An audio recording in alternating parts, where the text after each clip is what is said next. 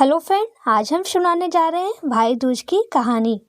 भाई दूज का त्योहार वर्ष में 2 बार आता है। पहली बार चैत मास में कृष्ण पक्ष की द्वितीय को तथा दूसरी बार कार्तिक मास में शुक्ल पक्ष की द्वितीय तिथि को।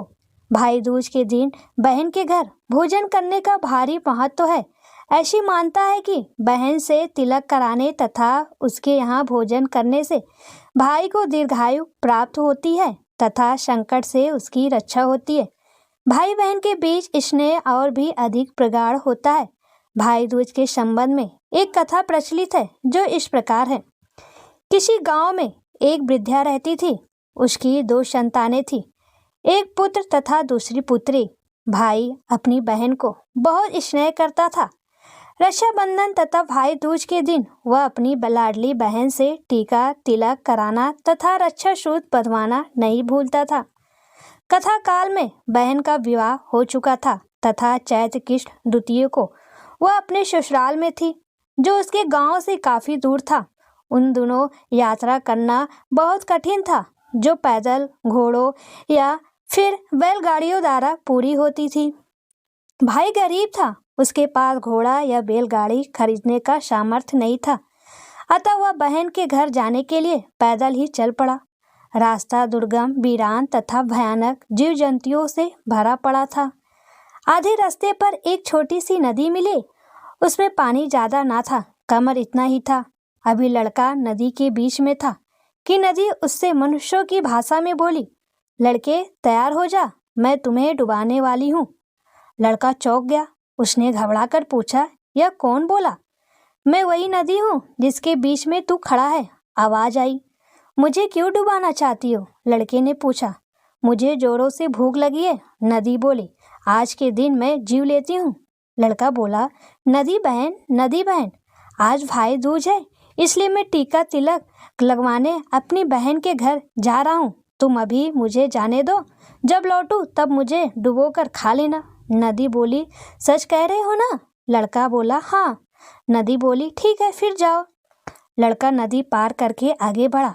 अभी वह थोड़ी ही दूर गया था कि एक बहुत बड़ा नाग उसके सामने आया और फन काढ़कर जीभ लपलपाने लगा।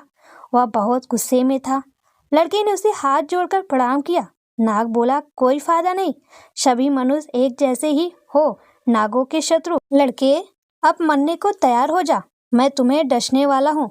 लड़का बोला, नाग भाई, अभी मुझे मत डसो, आज भाई दूज है, मैं अपनी बहन के घर तिलक टीका के लिए जा रहा हूँ। मेरी बहन प्रतीक्षा कर रही होगी, इसलिए अभी मुझे जाने दो, लौटते समय मुझे डस लेना।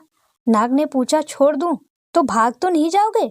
बिल्कुल नहीं नाग भाई, लड़का बोला, मुझे धर्म की सौगंध, मैं इसी रास्ते से लौटूंगा। ठीक है, फिर जाओ, नाग ने कहा और रास्ता छोड़ दिया। लड़का आगे चला।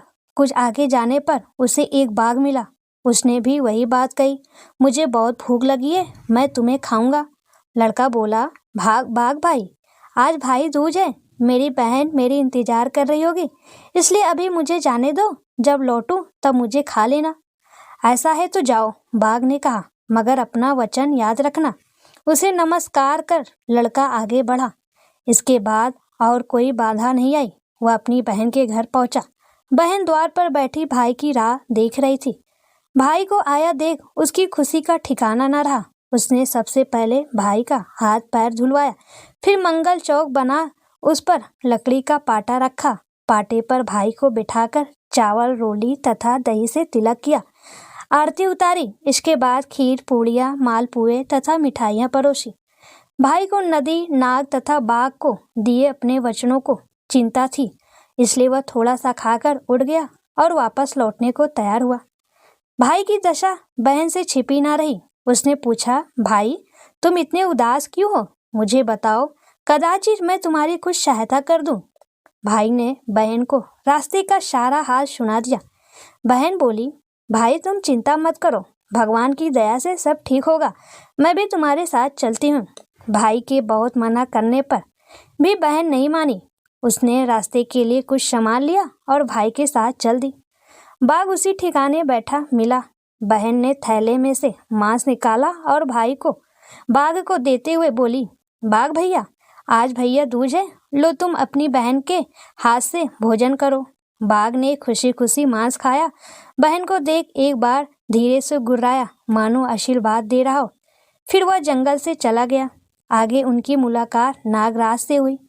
बहन ने एक कटोरा दूध उसके सामने रखा और बोली, नाग भैया, आज भाई दूज है, लो तुम भी अपनी बहन के हाथ से दूध पियो।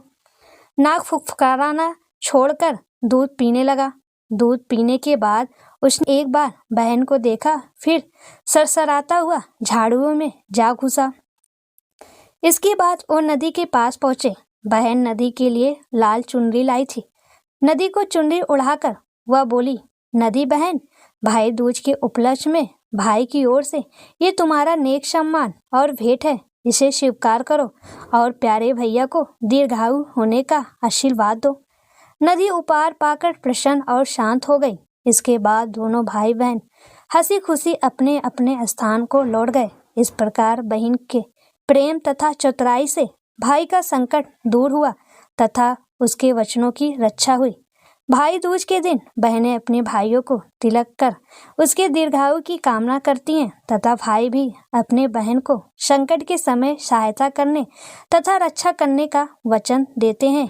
यही इस पर्व का महत्व तथा संदेश है।